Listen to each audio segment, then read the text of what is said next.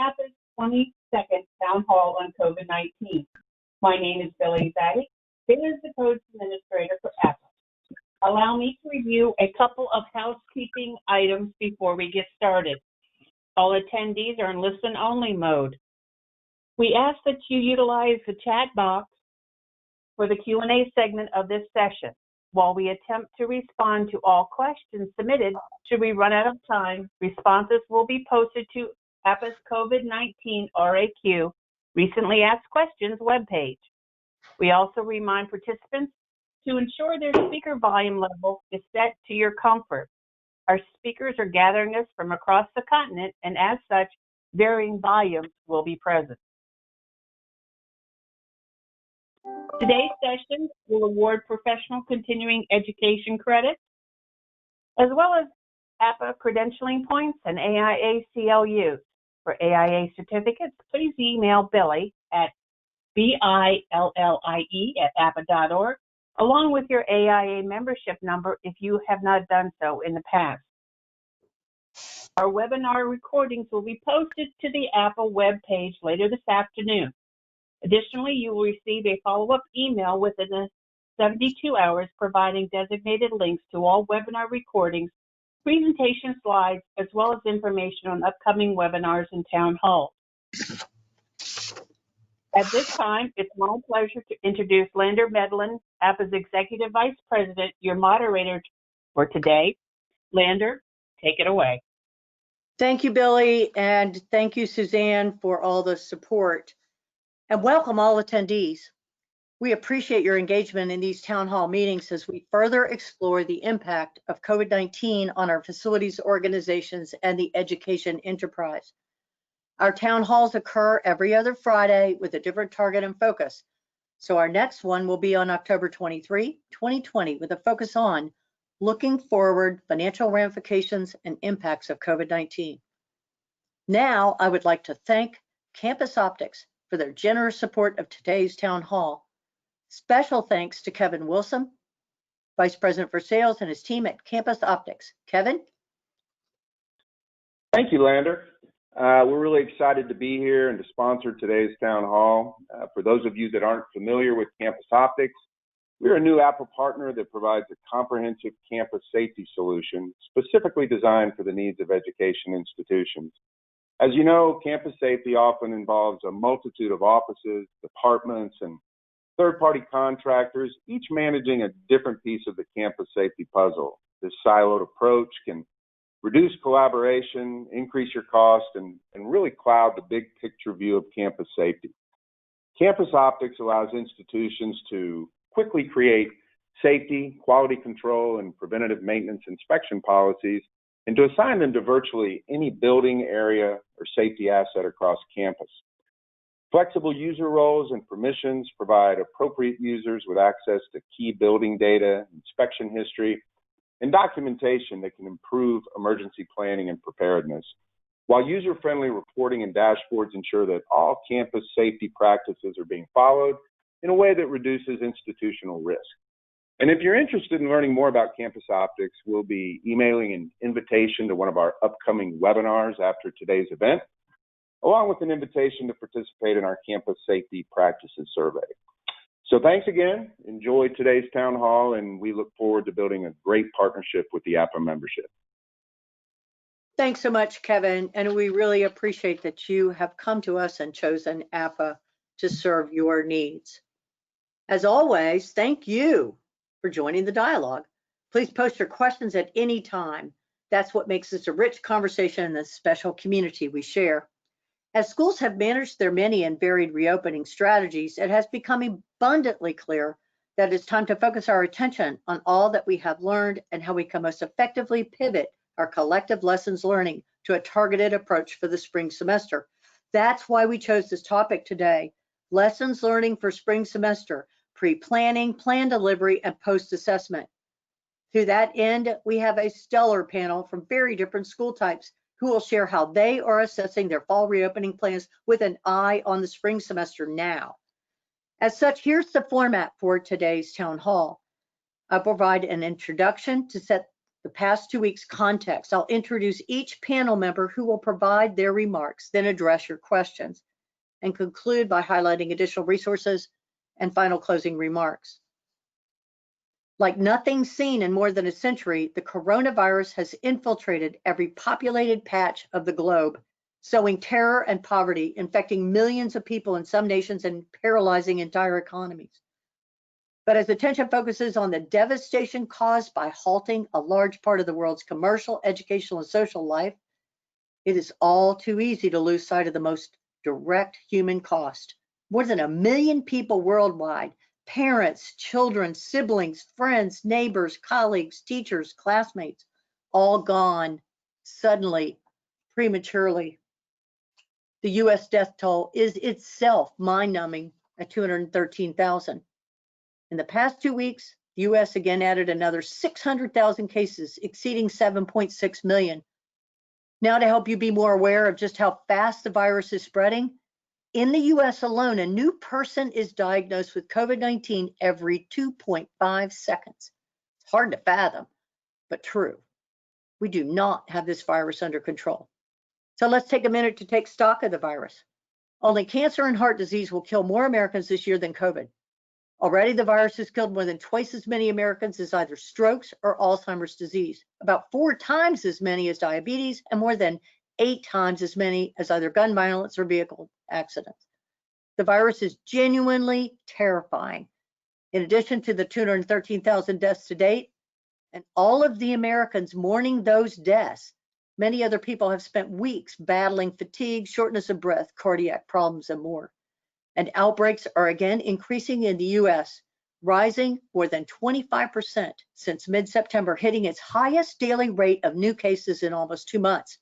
Only 4 states are showing downward trends. 9 states set new records, and 32 states are showing steady upward trends. These numbers are a chilling reminder of why we need to take this virus seriously. The surges we're seeing are not an indication that masks don't work. This underscores that masks only work if everyone wears them. In fact, if 90% of people would wear masks, we could do better than a vaccine. There are very few other tools in our toolbox. Yes, the single most important thing to do, we can do. Now, when we look ahead into the winter with seasonality kicking in and people clearly becoming less vigilant, the next few months could get ugly, but this could change dramatically if we all do our part. The science is clear and evidence irrefutable. Mask wearing, social distancing, and limiting social gatherings all help prevent infection. Hence the 3 W's. And box in the virus through strategic testing, rapid contact tracing, supportive of quarantine, and effective isolation. Now back to the CDC and the vacillating guidelines. Another updated webpage says there is evidence that in enclosed spaces with inadequate ventilation, the virus can sometimes be spread by tiny droplets that can linger in the air for hours and infect people who are farther than 6 feet apart. Officials said the draft was removed because they feared the language could be misinterpreted as suggesting that airborne transmission is the main way the virus spreads. That is not the case. The CDC says the main way the virus spreads is through close contact with virus-containing droplets, large and small, that are emitted when someone coughs, sneezes, sings, talks, or breathes. When people are in proximity within 6 feet, they are exposed to the whole spectrum of exhaled spray that can cause infection. They continue to believe, based on current science, that people are more likely to become infected the longer and closer they are to a person with COVID-19, and that the recommendations for avoiding the virus remain the same. Well, there you have it. Still frustrating, to say the least. Economically speaking, weekly jobless claims remained elevated at 840,000. The labor market is flashing signs of a slowdown as more layoffs become permanent. The U.S. economy has only recovered a bit more than half of the payrolls lost to the pandemic. Consumer spending rose 1% in August, while household incomes fell 2.7%, presenting a new hurdle for economic recovery. As a result, the Federal Reserve Chairman said the U.S. faces tragic risks from doing too little to support the economy. Education's reopening plans remain shaky and unstable, with more than halfway into the fall semester. The nation's educational institutions continue to grapple with preventing and responding to the COVID-19 outbreaks on their campuses. The results have been mixed as some schools manage in-person instruction with relatively few disruptions, while major spikes at other schools shut down campuses once again. However, unprecedented financial uncertainty looms large for higher education in particular, as the majority of institutions depend heavily on tuition revenue or state appropriations are staring down major financial obstacles. This is orders of magnitude worse for education than the Great Recession. Fewer students are enrolling overall, while schools face higher costs for virtual learning and campus safety measures. Schools are also losing out on large chunks of auxiliary revenue like housing, dining, athletics, which can comprise as much as 25% of some schools' operating budgets. And state budget cuts are either on the table or have already happened in some states. In fact, higher education has never shed so many jobs so quickly, with an estimated workforce reduction of 9.81% since February. People have become very aware that their jobs are insecure in a way that they didn't feel before this. It's brutal. It begs the question, how can we effectively focus on our staff's basic human needs to feel valued, to feel appreciated, to feel like what they do matters and is recognized? Our panel today is equally concerned about this question, given the phenomenal effort put forth by their teams, and I'm sure yours as well. Furthermore, they feel and certainly recognize the stress levels for their people are off the charts. They will make those connections, along with a clear-eyed assessment of what they might do differently come the spring semester now that they have had a little experience with this pandemic beast, a real post-analysis, and how we can use it to pivot proactively to positively reposition our efforts. All right, let's get going with our first panel member. David King, PE, CEM, Vice Chancellor for Infrastructure and Sustainability and the Chief Facilities Officer, University of Colorado Boulder, where he manages over 12 million square feet of facilities to support education and research. He is also responsible for overall campus sustainability and resiliency, real estate, and environmental health and safety programs.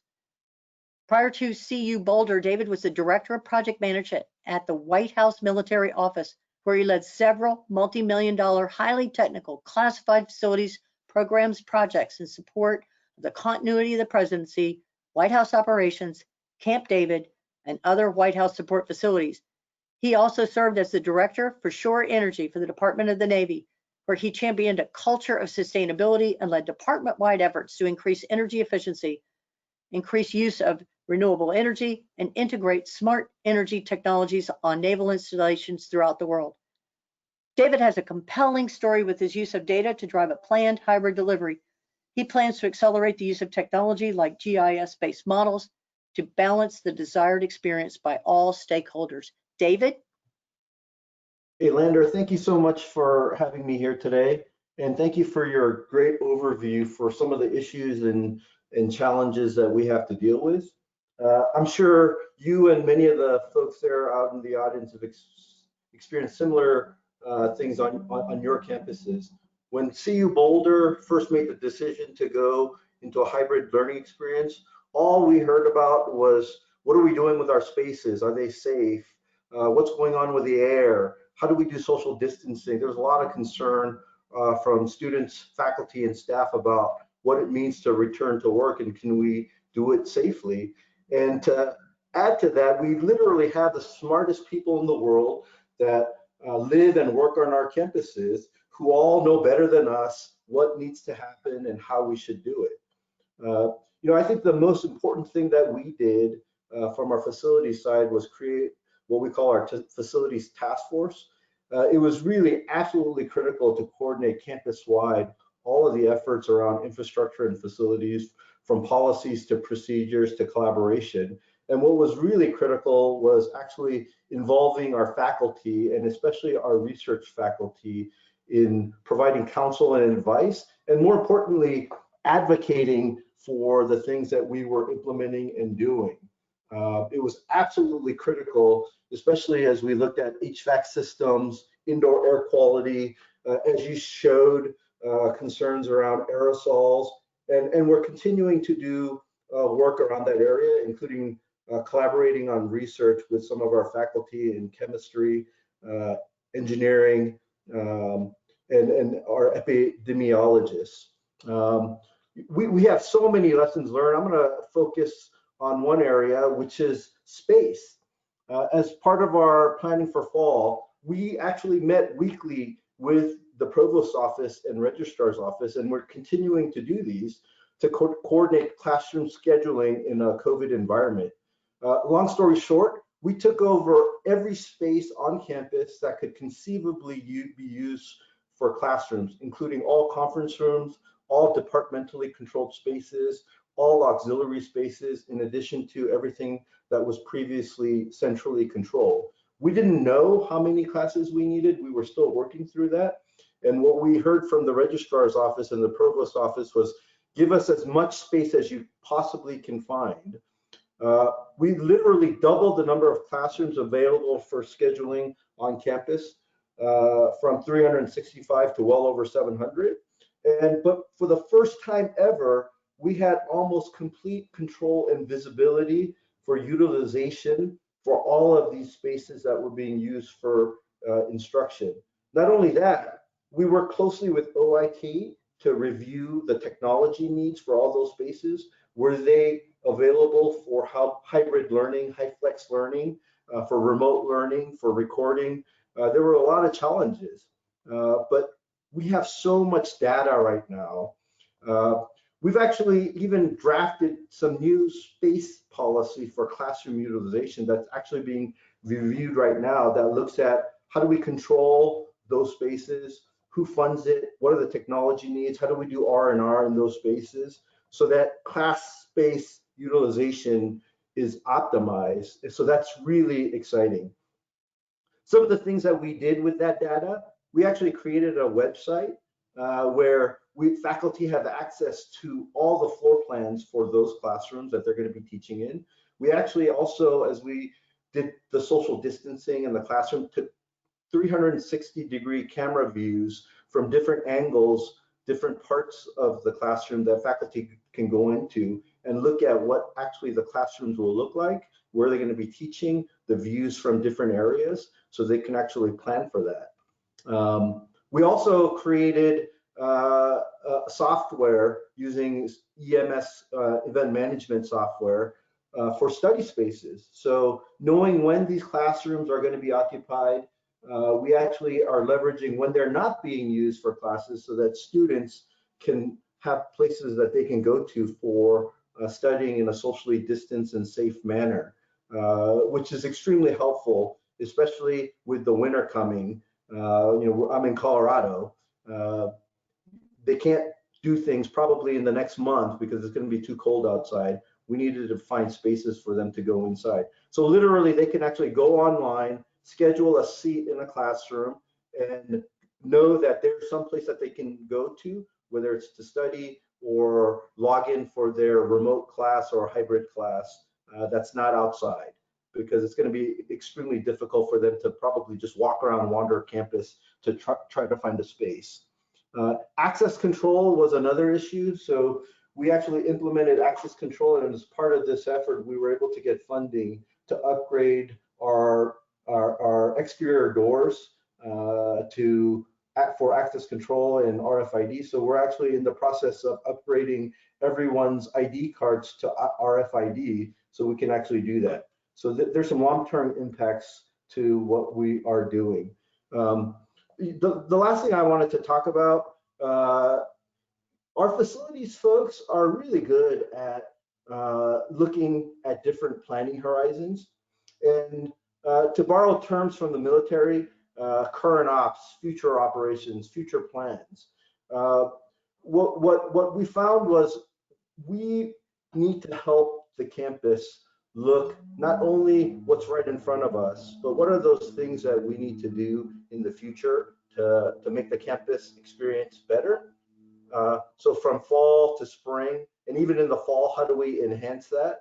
And sometimes what I found is people feel like we're stepping on toes. So what the question is, how do we do that more efficiently and effectively? Because we do have a lot of smart folks who can really think beyond just what are we doing in facilities, especially as we've navigated the start of classes, the spike that Lander mentioned with COVID positivity rates. And what's become apparent is our facilities team has done a phenomenal job in making the campus ready and safe for instruction and the return of students. And really now the focus is on the student experience, housing and dining, isolation and quarantine rooms. Do we have enough?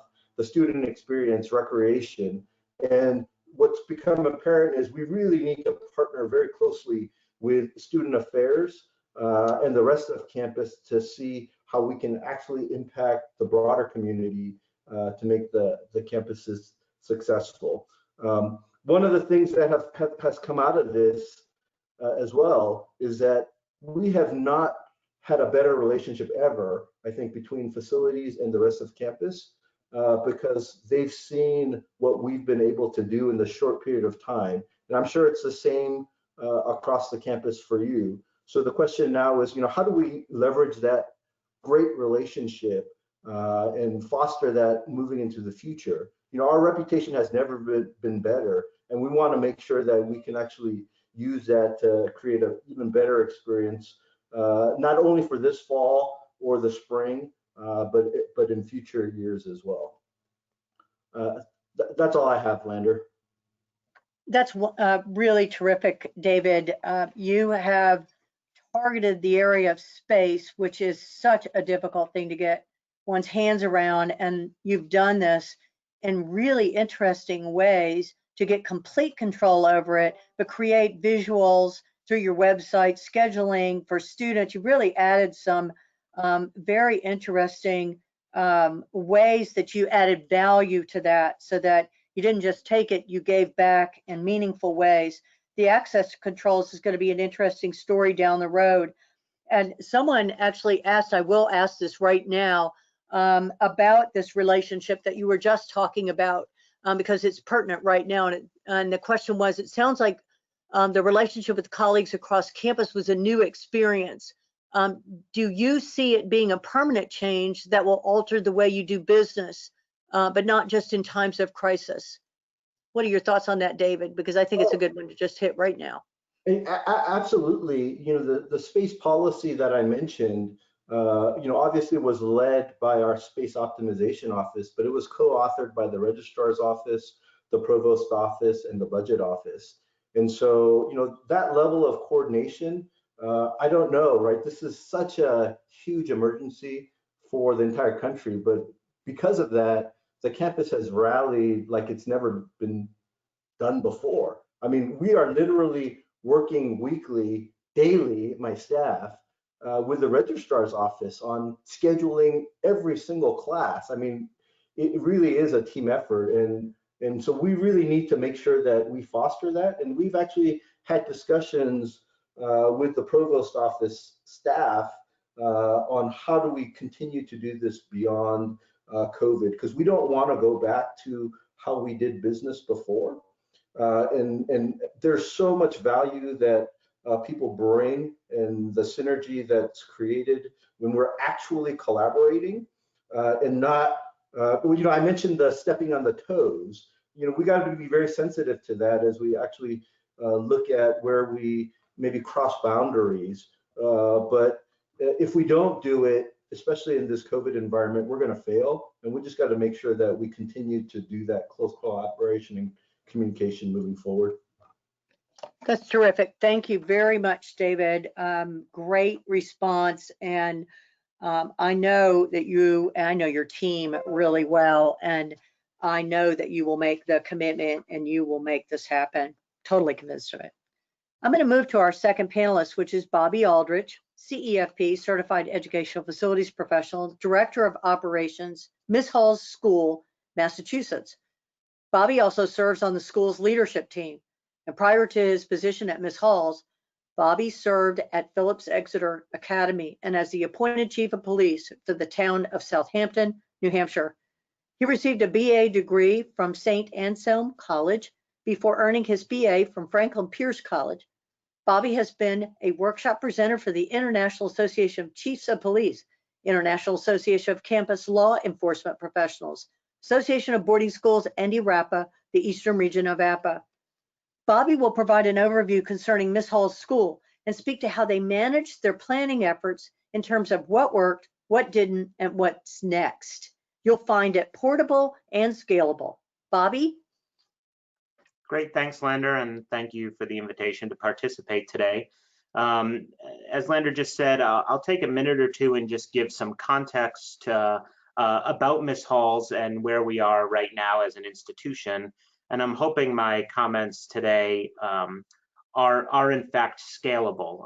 As a small institution, my notes today are focused around the planning that we did and not necessarily the nuts and bolts of what we did on campus, in hoping that we were all planning around some of the same concepts. So Miss Halls is a small independent all-girls private high school, grades 9 through 12, located on about 100 acres in the Berkshire Mountains in Western Massachusetts. We have a mix of boarding and day students and represent about 20 different countries with our international population. We're transitioning to a new model of personalized individual tuition, and tuition ranges anywhere between $6,000 and $66,000 a year, depending upon the family's ability, needs, and circumstances. For the current 2020-2021 school year, we adjusted our academic calendar from a 2-semester model to 6 terms, reducing the course load for each student and therefore for the schedule and the needs for space.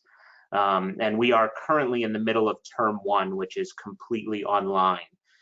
We are moving students back for a term 2 start on October 19th, and we've started student arrivals with on-campus quarantine and testing. Staff and faculty are working in a hybrid format, and people are on campus 2 to 3 days a week, which also allows us to de-densify spaces. And obviously essential personnel in our operations department and others are working their normal schedules. As chair of the incident response team, the team that we used and activated to respond to COVID, what really worked for us is that we used an existing structure. So the team was well established. We had met regularly outside of incidents on campus for training and discussion of things that had been happening elsewhere for a few years prior to COVID hitting us. So having that well-established team that met often and had a rhythm was certainly something that worked for us right from the get-go. We actually activated really early, so in anticipation of a chunk of our international population traveling back in January for the Chinese New Year and watching what was happening on the international stage early in COVID. The incident response team activated in mid-January in response to cases that had been popping up on the other side of the globe. So right from the beginning, because of the travel habits of our international population, we were in it early. I think that worked for us, and one of the things that I'll get to under lessons learned is it means we've really been on for 9 months. What else worked for us is we established a work system through Google Docs, and all of our agendas and materials that the team needed was in a Google Doc format, which we archive periodically. It gave us the accessibility we needed for those that were working on campus and off campus and not tied to our network, and the ability to comment and assign on tasks. And for those that needed to work virtually or asynchronously, the Google Doc became a great system for us to capture that data. It was also easily shareable, and then we were able to pull back access to it as others needed to join the team for specific tasks.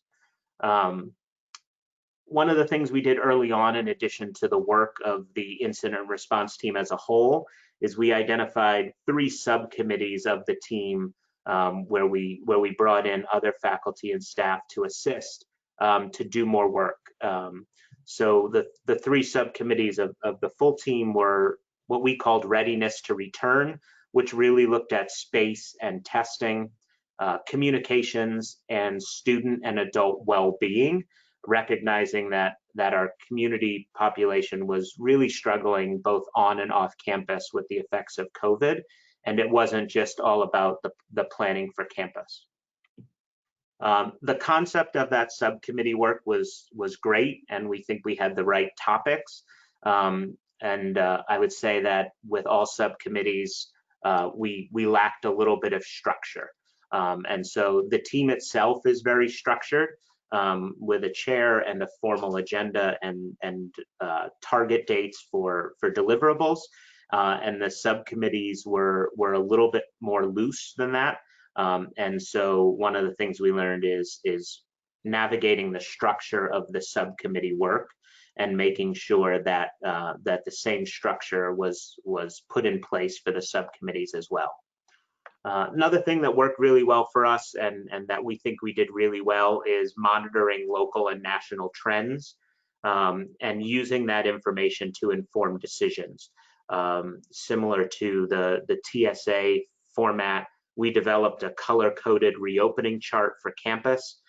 We developed that early and identified what the categories would be and what the factors would be that might move us between colors.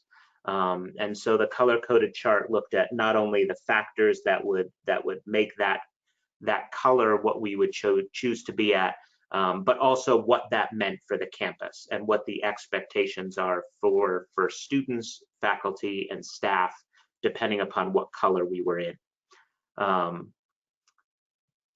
One other thing we did was we developed early on a positive case protocol that laid out our response and our communications, both from a facilities perspective, but also an institutional perspective of what we would do if there was a positive case on campus.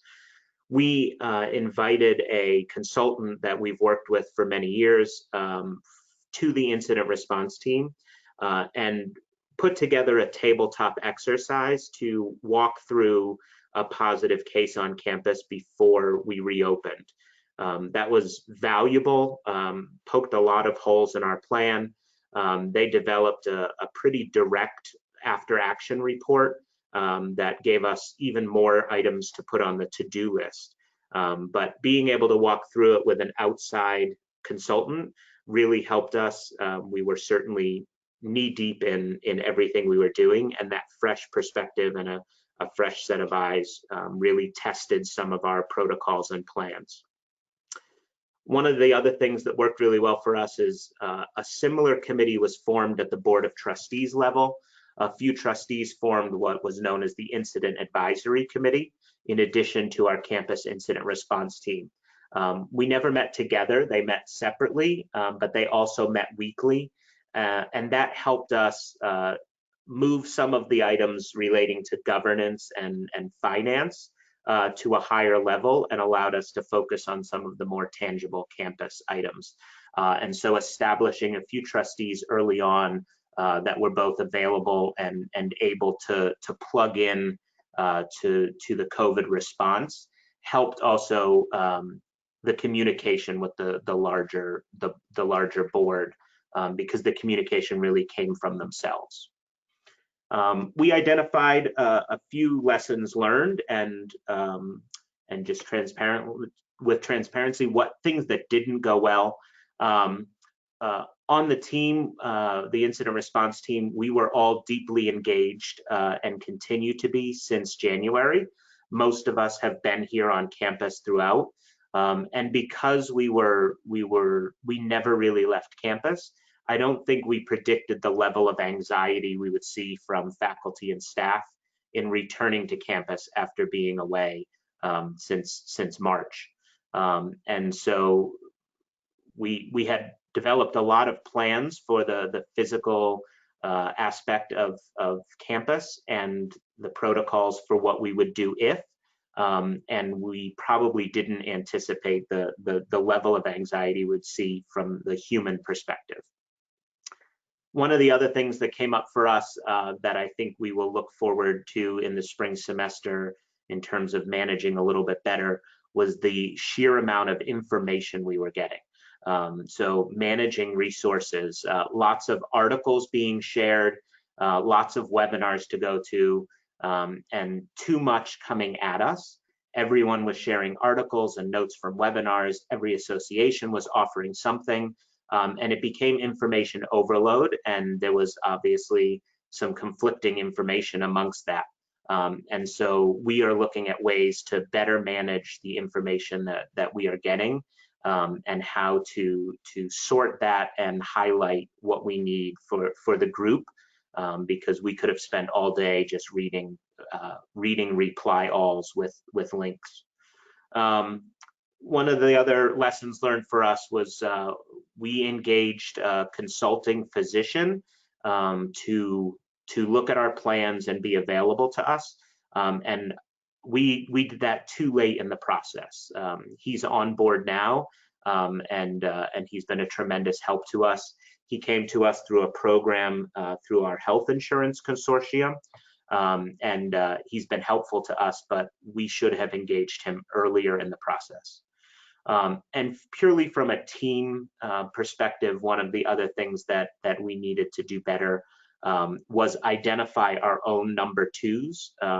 We have been lucky that we haven't had a positive case amongst the incident response team that is handling this. And it's the nature of people like us, all of us on the webinar. We are deeply engaged and committed, but we need to do better of identifying who can step in for us, not only if we should happen to become ill, but the longer this goes on, it's just a pace at which we can't continue to keep up. And so not only identifying, but making sure that number two is up to speed for every position on the team is something that takes time and still needs to be done for us. Looking ahead, three things that kind of we are doing next that might be worth sharing. We are engaging, like I said, we have an emergency management consultant that works with lots of schools, but works also with us at the incident response team level. We are engaging that consultant to come in and now do an after action report on how the team is operating. So developing a targeted survey for the incident response team, and also doing interviews with members of the team, looking for that outside advice on how we've managed the last 8 months as a team, or 9 months as a team, and making some recommendations, because we don't see this changing, certainly in the short term. And so if there are things that we can do to make our work more efficient, we are looking for some outside eyes to give us those recommendations. We're continuing to evaluate on-campus testing. There's a lot of inconsistent messaging surrounding the availability of rapid testing, and a disconnect between medical advice when it comes to how often we should be testing and who we should be testing versus the community expectations around testing. I'll just add, we are in Western Massachusetts and have been lucky enough to experience very low positivity rates locally, but balancing the medical need versus the expectations is something we continue to look at.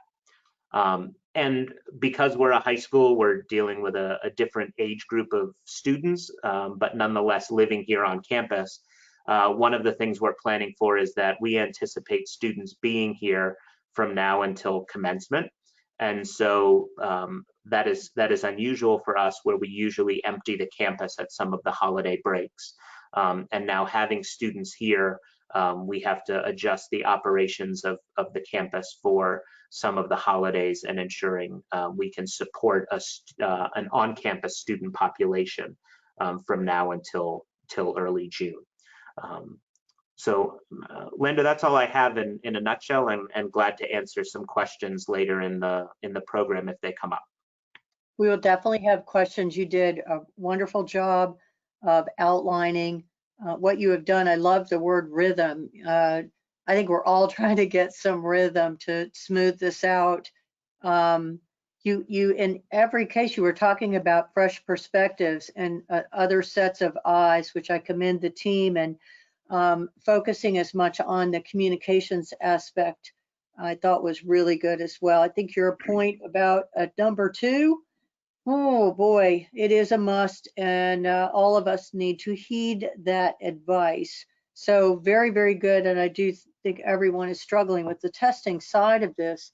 You do have a little bit different in terms of the high school side, but still very similar with respect to the things that you're going to focus on next and the things that worked and what didn't. So thank you. I am now going to move to my third panelist, who is Joe Whitfield, PE, Assistant Vice President, Facility Services, Middle Tennessee State University. Joe oversees all facets of engineering operations, maintenance, utilities, and construction in support of MTSU's mission. With a continuous improvement focus, he has implemented several innovative practices in operations, maintenance, utilities, budgeting, and management, capital maintenance planning, and more.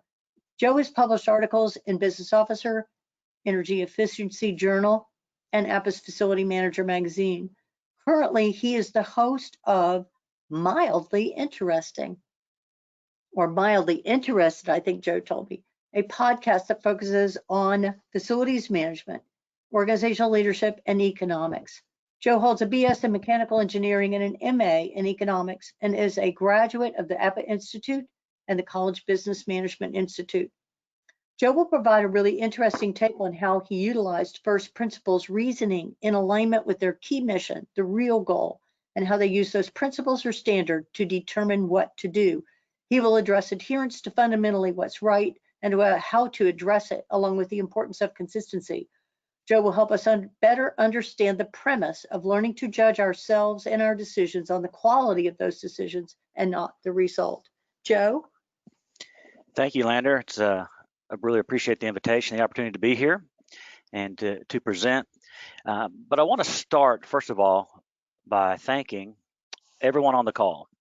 And I mean that because I know we're all under a lot of pressure.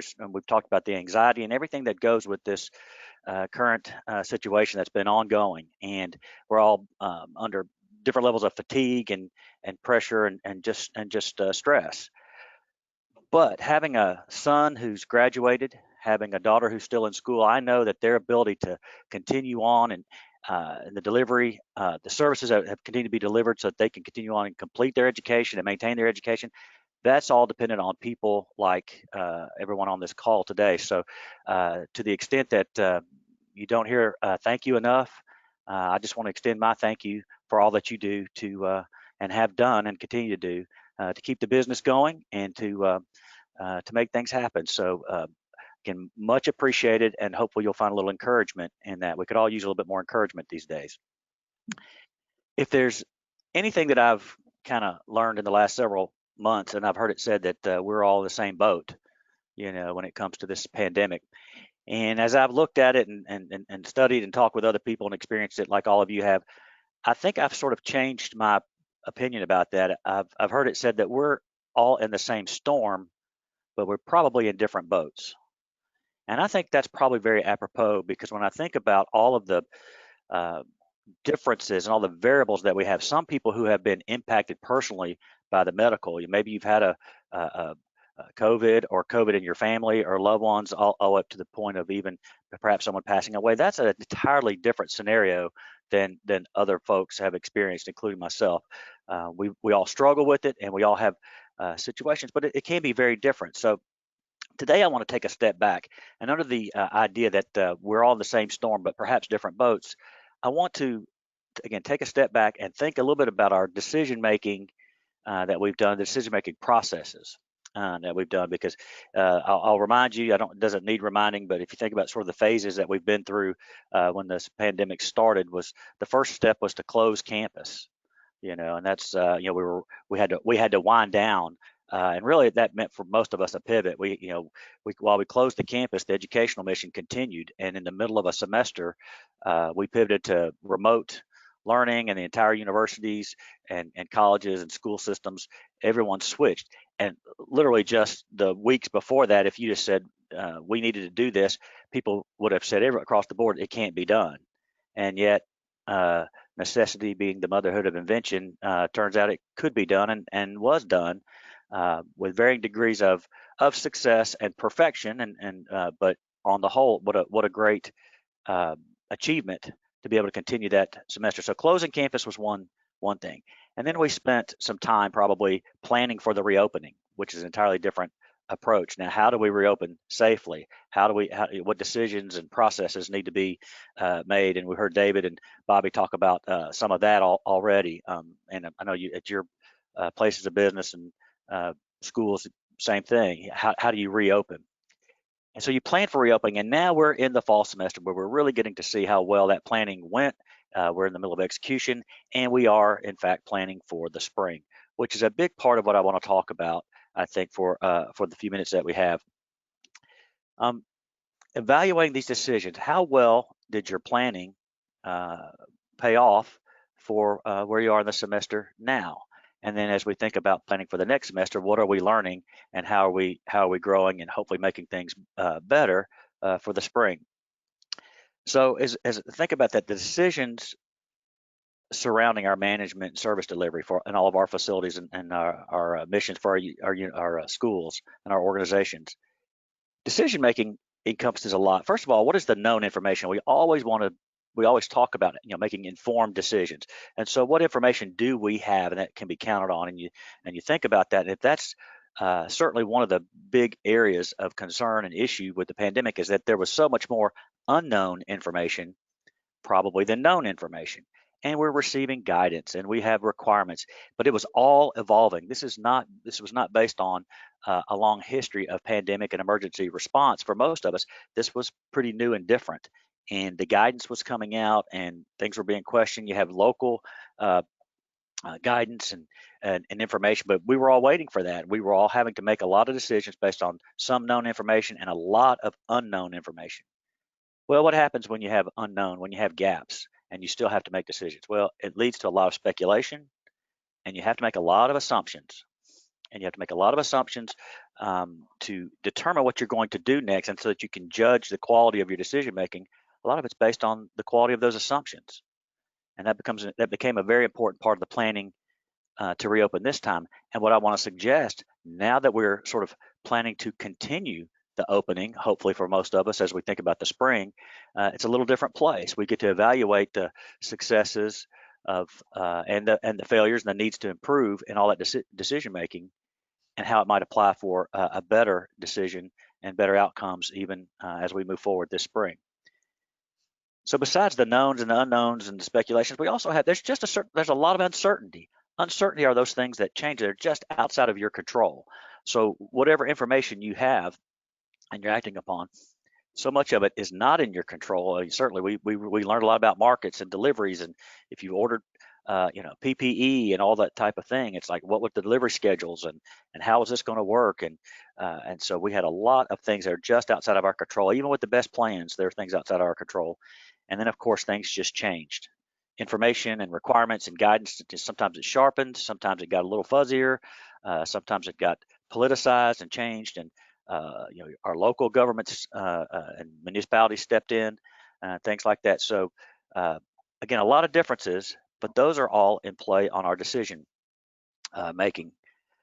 So as we think about this next round of planning, and I'm going to kind of focus on as we think about going into the spring and what we need to do. Lander mentioned this idea that we've talked about before called first principles reasoning. One of the things about trying to make sense of all the information and trying to make a decision that's beneficial for everyone. What is first principles reasoning? First principles reasoning is the idea that what is fundamentally going on. We want to focus on the first things. The most important things deserve the most attention, the most resource, and that type of things. And that sounds simple, it sounds basic, and people would say that, well, that makes sense, and nobody's questioning that. However, what we often do, particularly in times we have to move on, is we use analogous reasoning. It's real easy just to look to our right and left or down the street and figure it and try to do some too much benchmarking and find out what everyone else is doing, and then we just jump online. And if you remember early on in the process, it was very interesting from an athletics perspective to universities to what was happening in the nation. All of a sudden there'd be one decision somewhere, and then immediately dominoes would start falling and everybody would sort of follow the leader. And while that is important to know and to understand and seek that stuff, I think we need to be careful that it doesn't supplant first principles reasoning, in the sense that, again, we're not all in the same situation. So just simply doing what someone else is doing is not always the answer. So we have to, I think, guard a little bit against benchmark-itis, perhaps. And now we have the opportunities to go back and evaluate the fit and how well the things that we've been doing are working. So first principles reasoning is very, very important. A couple of things about that. Medical, it's been stated about the importance of the medical driver for this. I think we all would agree with that, and I think Bobby echoed, or he said, I want to echo what he said about having an expert. We're fortunate at our university to right from the very beginning, we've had our health services physician really in the driver's seat for most of the decisions. And I've worked on many plans and even processes where I'm on the phone with the doctor. We're talking about cleaning and disinfecting, and we're talking about scheduling, and we're talking about those things that are sort of really in our wheelhouse, but we're actually reviewing those for their medical soundness, and so that we can get those right. So you have the medical component. How many people are going back now and like us and judging and trying to review the behavioral aspects? How much of what we're trying to do on campus was very dependent on the behavior of the students on campus or the behaviors of faculty? It was brought up, I think, in Lander's opening. We're talking about, will we maintain our diligence when it comes to a lot of the protocols and a lot of the personal behaviors that have to happen? And so to a degree, we're very dependent on the behaviors of folks. We have compliance issues and economic issues, and that is, again, limited resources. We don't have the funds to retrofit every HVAC system, to retrofit every, make everything on campus touchless or whatever it might be. And so you have to be judicious in the expenditure of resources. Again, a lot of first principles reasoning and trying to focus on what's really important and what's going to bring the most benefit.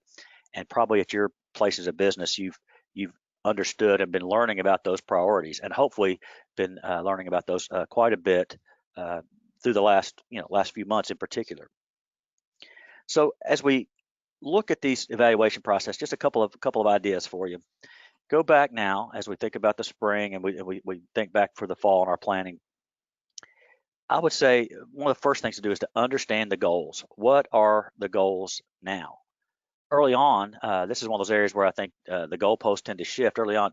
Again, we don't want anyone to get sick, and we don't want to have that. But early on, a lot of the premise around not getting sick was not overwhelming the hospitals, not overwhelming our healthcare systems. Well, we've learned more about that. Okay, now and we've always focused on maintaining individual health and safety and not spreading the virus. Today, we're very interested, now that we're open, about how to stay open, and containment becomes as much of an issue as anything. So again, what are the goals in all these areas, medically, compliance, economically, and so forth? So understanding those goals is very important.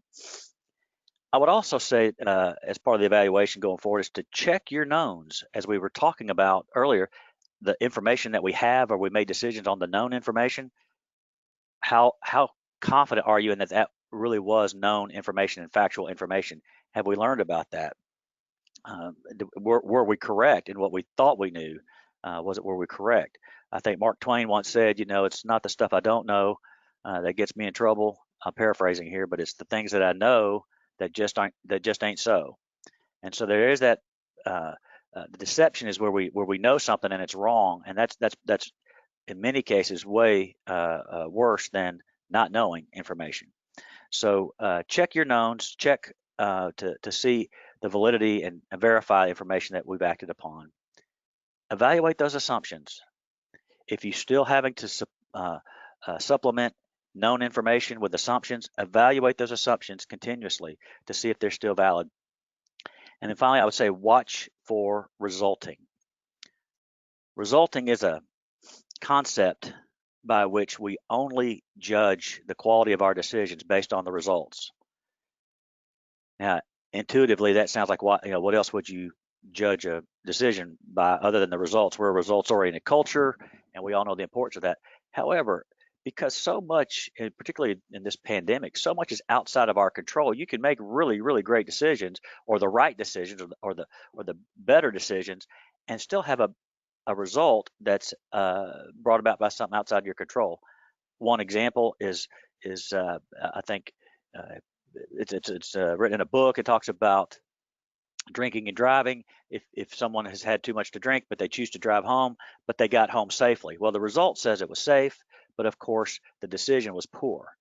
And so that's the idea, is we can have false positives or other results. So look to judge the quality of decisions based on your processes, your information, and the more that we can turn the unknowns and the uncertainties into factual information or information we can have more confidence in, I think the better our decisions will be going forward.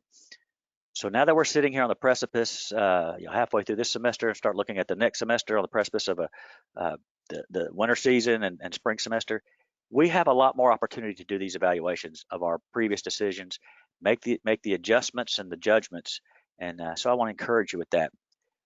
All areas of staffing, services, supplies and PPE, customer demands, and safety protocols, all of those things. I know we're all working in a lot of facets in those areas, but looking at that decision-making process and the plans that emerge from those processes is very important as we go forward.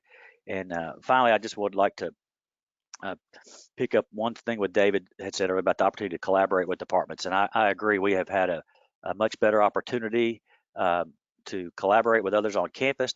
Our reputation is better now, and a lot of that has to do with the fact that we showed up for work, and we found out the essential workers and the folks that showed up and who care. And so we've really been able to do that, and I would say build upon that. And I think that comes again from empathy and proper communications with other folks. So, Lander, let me stop right there and say I'm finished with this portion of the presentation. Thank you so much, Joe. You have given us a lot to think about and some great value here with respect to decision-making processes. I think we have really struggled with this idea of so many unknowns and so many uncertainties, and getting us back to those first principles reasoning and how do we utilize those to ultimately make better decisions and bring those forward now. I really liked when you talked about the medical driver, behavioral aspects, compliance and economic issues, and then translated that to understanding your goals, check your knowns, validate, verify, evaluate assumptions, and watch for resulting. And then finally, this opportunity to collaborate. Each one of you is doing a great job in this regard, and I think moving that needle forward, we're all finding it's much better. But you did use the word empathy, and that goes, that needs to be said I don't know how many times because it's so important. So thank you very much, Joe. Now I'm going to move to Keith Woodward, Associate Vice President of Facilities Operations, Quinnipiac University in Connecticut. Keith manages the day-to-day operations of 190 employees, over 3.1 million square feet, and 750 acres of property on 3 campuses in 2 towns. Keith's responsibilities include creating a culture of facility success and making sure the operations staff understand the importance of delivering on a positive student and community experience when on campus.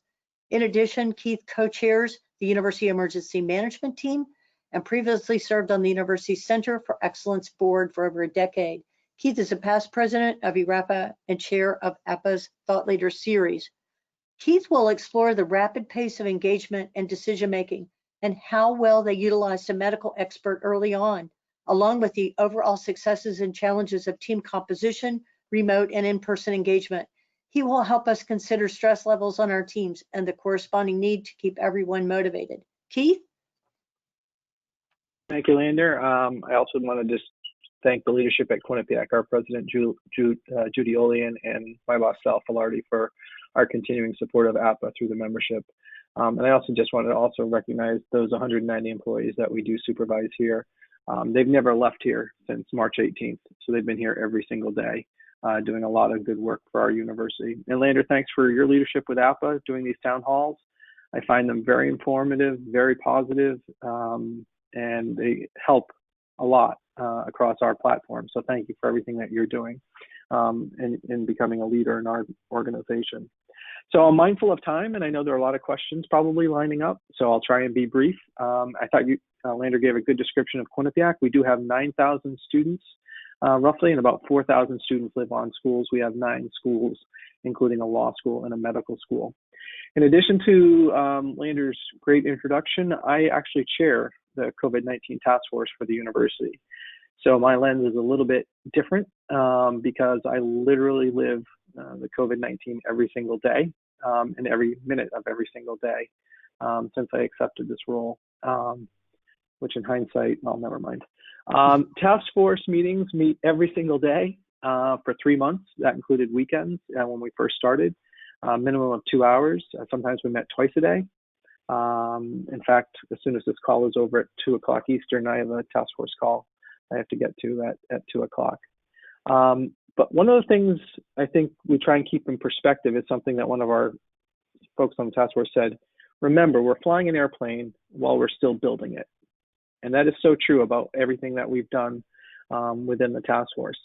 And as Bobby, David, and Joe have said, I've had some similar experiences at Quinnipiac, and I won't repeat all of them, although I will highlight the ones that I think that are important. But I kind of put this into 4 buckets. And bucket number 1 is keeping the main thing, right? The main thing is cutting through the noise, staying focused. The end goal is the learners.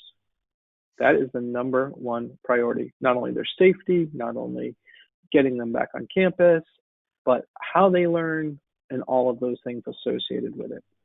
So it's interesting because I went back and did some reading before we started this presentation, and there's something in the 2020 Thought Leaders Report that talks about preparing for the student of 2024 that says, if you think you have a handle on the future, you're wrong. And I think that pandemic has proven that that sentence is actually true. However, I would challenge you to take that sentence and turn it around and say, you're wrong if you think you can't handle the future, because you can. I think we have been very entrepreneurial in everything that we've done. You've heard some of that from Bobby, David, and Joe previously. I think we've certainly done things that we would never have done before because we were in a position where we had to solve problems that we'd never seen before. And I would also say that listening, while in 2020 is probably defined, or at least as I define it, the ability while on video conference and checking your texts and your emails and perhaps working from home, getting the dishwasher installed, to accurately interpret messages of all forms of communication. Because there are so many things coming at you from a communication standpoint. And so listening has never been more critical because there are a lot of unknowns out there that you don't know, I don't know, and that you have to learn. So listening becomes a very critical skill, I think. And as we talk about communication, I think the speed of communication is like nothing we've ever experienced, ever. I mean, people talk about the speed of communication, but literally in the beginning, decisions were being made, at 9 o'clock, and by noon there was a different decision. And you'd have to hold production on the communications going out because the information that you got was different. So just to give you some perspective, and I'm going to talk a little bit more about this in a second, but I perhaps had too much time on my hands and counted up 36,000 emails on COVID-19 alone since March 1st. And I'll talk about that in a little bit more. But the things I do now are different, right? I'm visiting the CDC website, I'm visiting the Apple website, I'm visiting the COVID Act Now website. I had to get a New York Times subscription because task force members were so frequently referencing articles from there. And that's a true story. I had to get it. You've got video town halls, you've got parents' Facebook pages. We had a support center set up to answer the volume of questions that we had from our community. And I think it was Joe that referenced this a little bit about his resulting comment. But trying to keep up with the Joneses because the Joneses are doing something that we're not doing is a lose-lose game, and you shouldn't play it. You have to do what's best for your institution, because I happen to have a very well-known Ivy League school down the street from us, and they're going to be able to do things that we're not going to be able to do, whether it's resources or whether it's academic expertise. So keeping that in mind. But it doesn't mean we can't be entrepreneurial. It doesn't mean we can't think differently about the world around us and how we're going to make those organizational changes. So I was looking up as part of this presentation, the National Bureau of Economic Research, actually in August, published a report on the coronavirus and the impact of the nature of the work. You know, you've heard a lot about anxiety and stress, and I'm going to get into that in just a second. But your daily email has increased by 5%, and that's just from your internal email people. The average email that you send has increased roughly 3%. So if you take the average workday, which this report found expanded by 48.5 minutes, you're talking about a lot of emails and a lot of extra work that you never had before. And about 8% of those emails were sent after the working hours were over. So that's a lot more screen time. That's a lot more, that doesn't count video conferencing. That doesn't talk about how your world has changed, but it's definitely different, right? So let me get into some quick. Bucket 3 is about good lessons and lessons learned. We are fortunate to have 2 medical doctors and a nurse on our task force, and that I think has proved to be our #1 best decision. They had science, as Joe referenced, talking to scientists about a virus, about how you're going to clean. Not in my wildest dreams would I've ever thought that was going to happen, but that is happening. And so when we talk about the virus, we have technically competent people who can answer it with scientifically indisputable information. I think the other, I'll talk, this is a little lesson learned. Our students were on spring break when we closed. So the facilities team boxed up 2,300 students, all their belongings, in 10 days. We had a process for them to come pick them up. We had a process for how we boxed them, how we labeled them, how we organized them, how we palletized them, how we moved some of them. We'd never done that before, and I hope, quite frankly, never to do that again. But nonetheless, it was a chance for facilities to shine in an operation that we accomplished, and it was very well received. I think I didn't have this in my remarks, but I think the amount of damage we did was under $5,000. So when you consider moving all that stuff and boxing it all up and losing stuff, for 2,300 students, that's not too bad. I think the other things on our task force, we added people when we needed to. We didn't wait. If you see a void in some organizational structure, ask for help. I think our pre-arrival testing was all outsourced, which is a positive and a negative. We pre-arrival tested every single student that got here before they got here, which was, I think, critical. You have to find people willing to help no matter what they do. We've taken some people in our athletic department and put them on our task force, and they're handling bed management. And that's not a knock on residential life, and I don't want anyone to read that way, but it's just residential life is doing what they're doing. This was a separate quarantine isolation situation, and so we needed some people with some other skills to help. We have a good testing lab center, which I think has helped. Joe talked about this. Squash the rumors with facts. It's a runaway train if you don't. And then some other lessons learned. I've learned that we have a variety amount of students. I mean, you have full-time commuters, full-time undergraduates, residential, undergraduates online, but sometimes they come to campus, sometimes they're remote. Then you have a whole graduate community, commuter, residential, medical, law, different schedules, different times, different clinicals. You know that probably by working at a university every day, but when you have to make decisions that impact all the variety of those things combined with part-time faculty, regular faculty, that is that I've come to have a different appreciation for. I think I would encourage you to be bold. I would encourage you to make sure that you can be entrepreneurial. I think it was David that talked about a new entry process to campus. We have that too. I think it was David that talked about the IT and academic leaders getting together for new delivery. We did that too. So don't be shy. Now it's an opportunity to be bold. And don't be stubborn either. But, I know there was one time I was stubborn where, we talked about removing all the chairs in the classrooms and the dining halls and the library. And I was like, that's overwhelming. Like, how are we don't have enough storage for all that. But students came back and students actually said, hey, can you remove the chairs from the dining hall? We're not seeing social distancing. So, and as Bobby mentioned, you can be too thin. Our task force has expanded to 20. I still think we're still a little thin, and we are experiencing burnout, and I'm going to talk about that coming up here. So one of the things from the beginning that I said is I'm not going to be one of those people that works from home. I'm going to be here every single day, and probably because you're a leader, right? And you have to show that you are here and you're participatory in the process. And if I don't show up, and if I'm behind a Zoom or a video conference, that's not showing up. And so that has been positive. I think generally speaking, in North America, we don't live in a constant fear, and we have for the last 7 months, and that's not healthy.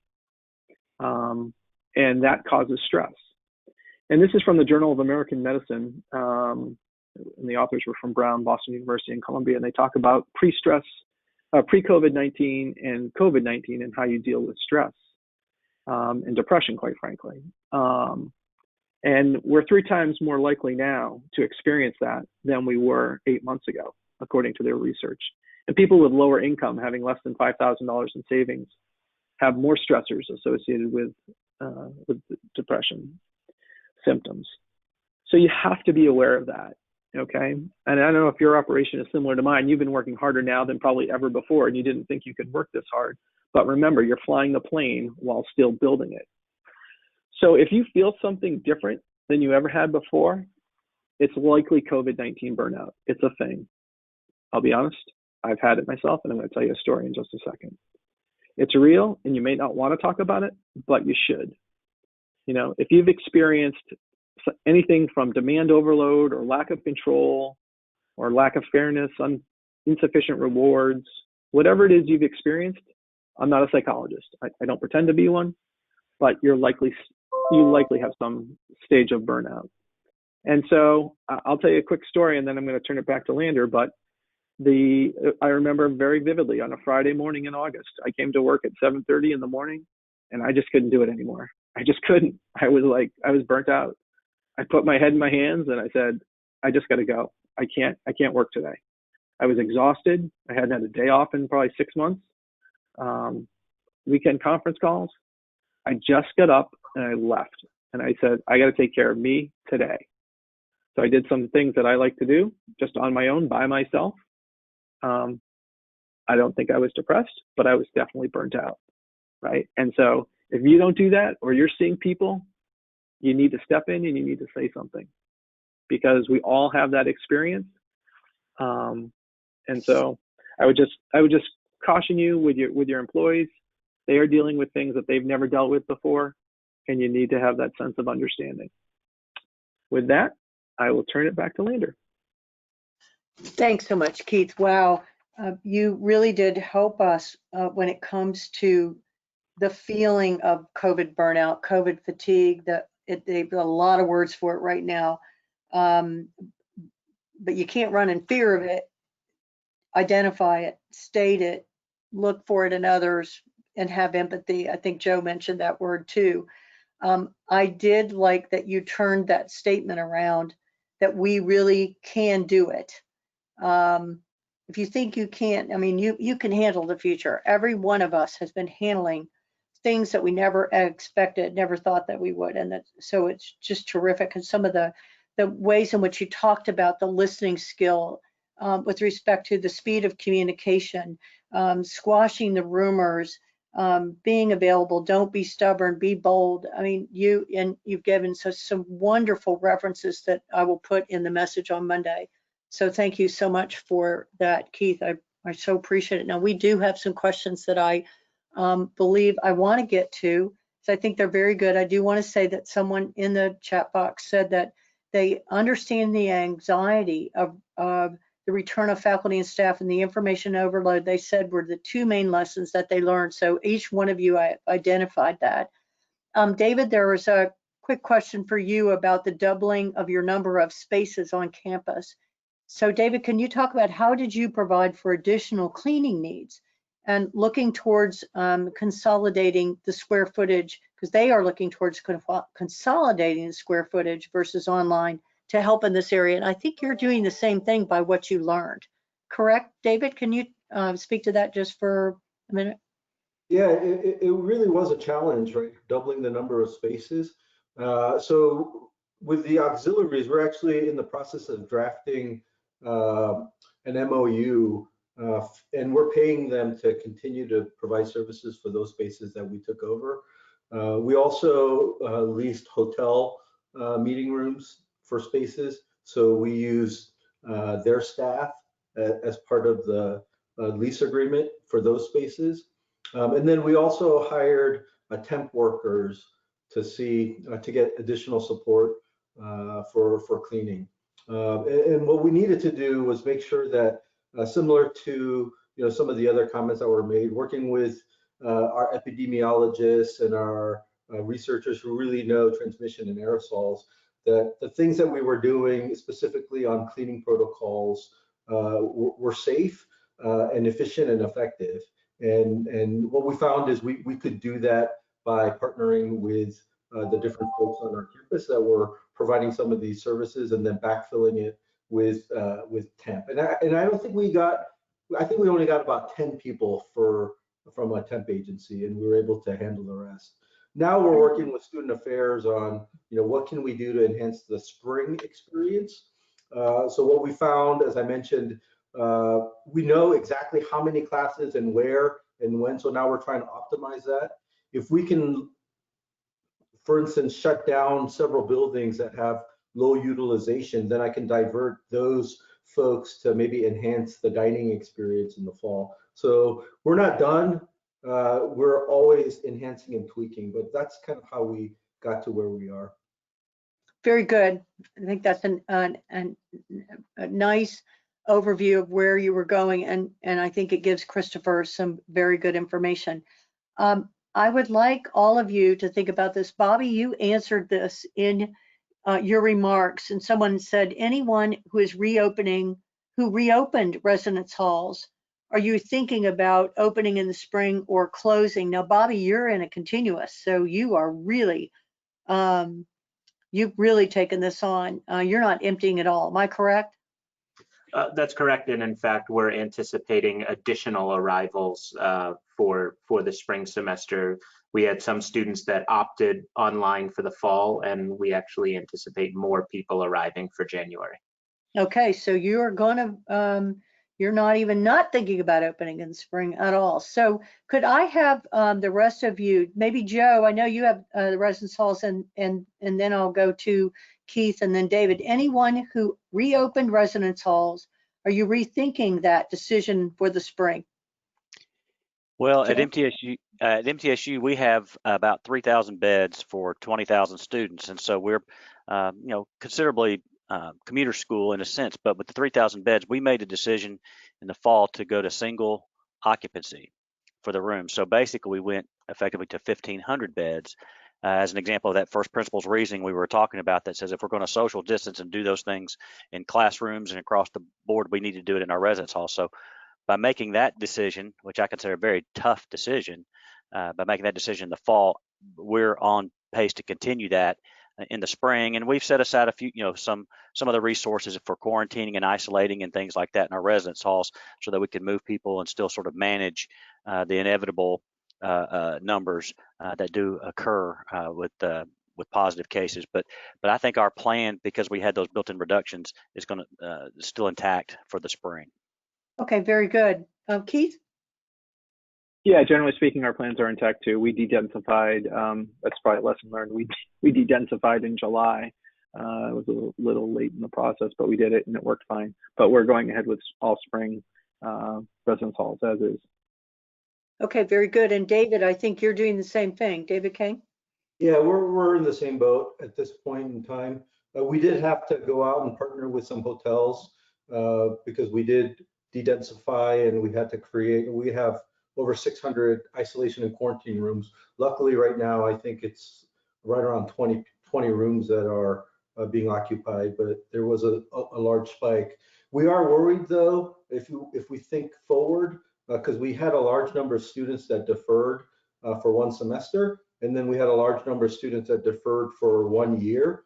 And so we're looking at, how do we accommodate the increased potential enrollment in the spring and maybe in the fall of next year as well. So those are things that we're thinking about. Okay, very good. There's a different question, and it's about the leadership role of the COVID team and who was on that at your institution. I think each of you were in the middle of that. Bobby, I want to touch on you because they said, who in the leadership role of the COVID team at your institution, and what were the pros and cons of that membership and leadership on that team? And you had two teams because you described a board team. And I think most importantly is, would you make changes for the composition of the team for the spring? I mean, it doesn't mean you can actually do it, but would you be doing that? Bobby, you want to hit that one, and then I'll probably go to Keith. Sure. So we have a 14-member incident response team that represents all of the areas of the school. I'm actually the chair of that team. And one of the, I recently did another article for the National Business Officers Association and talked about kind of selecting leadership for that team and selecting members of that team, not just based on title, but based on experience and ability. So obviously my law enforcement background was something that we rely heavily on in terms of managing incidents beyond COVID-19. And so that team has the head of school, myself, and 12 other members from across the institution. We also have pulled in people as needed for subcommittees or certain tasks. I think that's one of the areas that we want to look at with this outside consultant as we kind of do an after action report on our response to date. Keith mentioned this in his presentation that, and we have somebody now, but we have a consulting physician that joins our meetings from outside the institution. We do have our director of the health center on the team, but in this particular instance with COVID, having additional medical advice is certainly helpful. I'm not sure if the team is too large or too small. We have people that plug in and unplug based upon their schedule and contribute virtually in the Google agenda. We think we have all of the areas covered, but to another one of Keith's points, some of us will need a break soon, and so we need to look at staffing on the team in terms of really being able to give people a chance to step away. Excellent, that's great. I'll pick up on that point. So there are some schools that I know about that are transitioning task force members because of what I talked about earlier, where John is replacing Susie and Mary is replacing Billy, just because of what Bobby's last reference and what I referenced earlier.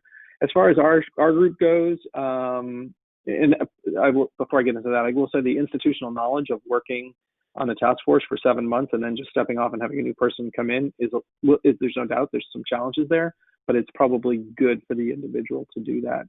Our task force started as 11, and I think it's now up to probably like 17, because as we got into specialization, testing being one, quarantine and isolation beds being another. Excuse me, we had some new people just join the university in high functioning or executive roles that are now on the committee as well. So I think our committee is, I don't know about the right size. We do have some faculty on that join a couple days a week as well. But I do know that we try and take on, to Bobby's point about agendas, we try and take on what's most critical in front of us first, and then we can address whatever the other issues are. Because as I mentioned, there's just the speed of information, the speed of things that are happening. That's how we function. So, excellent. Yolanda, this is Dave. If I can just add one more. David, go ahead. In addition to what we have on our campus, we just stood up what we call the Joint Incident Command, which is a joint command with the City of Boulder, the County of Boulder, and CU Boulder. So there are daily meetings, and then we actually do weekly updates with our Chief Operating Officer and Provost the county and the city to provide updates to the community. So definite lesson learned is that what we do on our campus and what happens on our campus isn't limited to the borders of our campus. It has a real impacts on the community with potential closures of businesses and other activities with public health orders and things like that. So that's been extremely helpful in our messaging and coordination by really standing up that joint incident command. That's terrific. I do, and you know, I would like, Joe, for you to respond to that because it really cuts across all of you, and then I'll close it out with a couple of responses to folks on something that we'll go after later, and then we'll go to a final close. Joe, do you want to chime in on that too?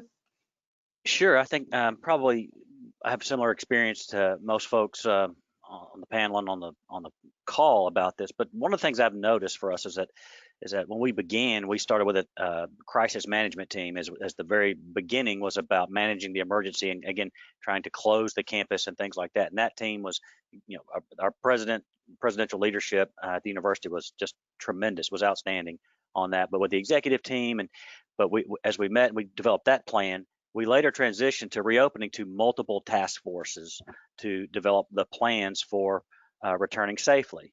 And so those had makeups, but from that time, now that we really have sort of transitioned to where much of the leadership and the planning is still taking place at the executive team, but we sort of transitioned to a lot more applications teams because it's one thing to develop the plan, it's another thing to execute the plan.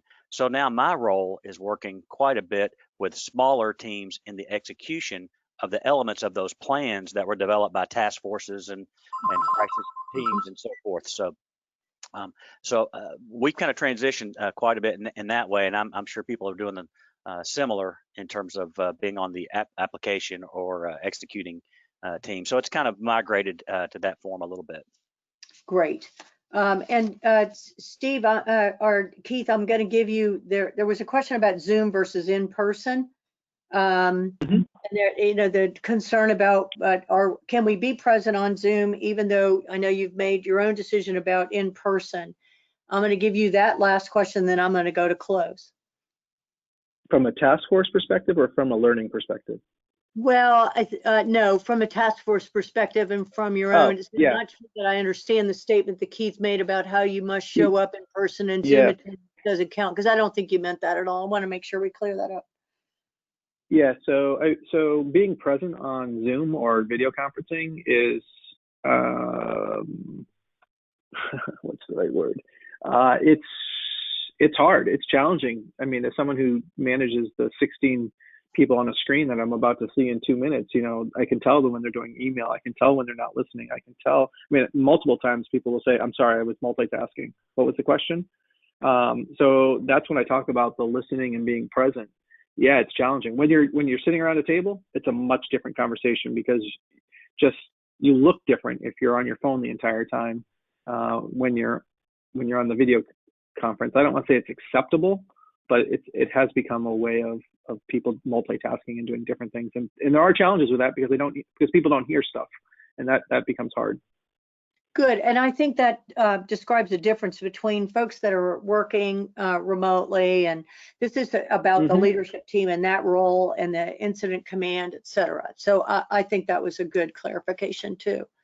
Thanks, team. We had a person, Jerry King, said this was a profound session and she really appreciated it, and I did as well.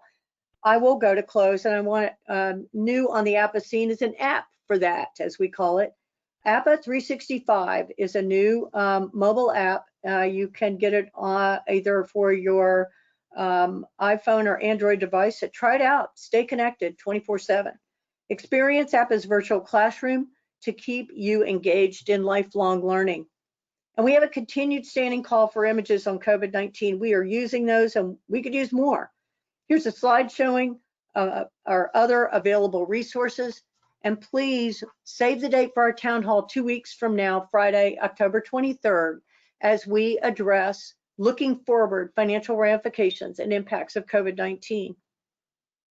So I close this out. Dale Carnegie said, most of the important things in the world have been accomplished by people who have kept on trying when there seemed no hope at all. Yet we can, in fact, choose hope. Take Viktor Frankl. He was a famous psychiatrist who survived 2 of the worst Nazi concentration camps during the Holocaust, losing all his family members and friends. In his book, A Man's Search for Meaning, he said, you could take everything from a man or a woman, but one thing, the ability to choose the way you think in any situation. To this point, Frankl was emphatic that he was able to survive because he never lost hope. He chose hope. Finally, I turn to Cicero. While there is life, there is hope. I choose hope. How about you? Good day. Have a great weekend. We hope you will join us in 2 weeks, October 23rd. See you then.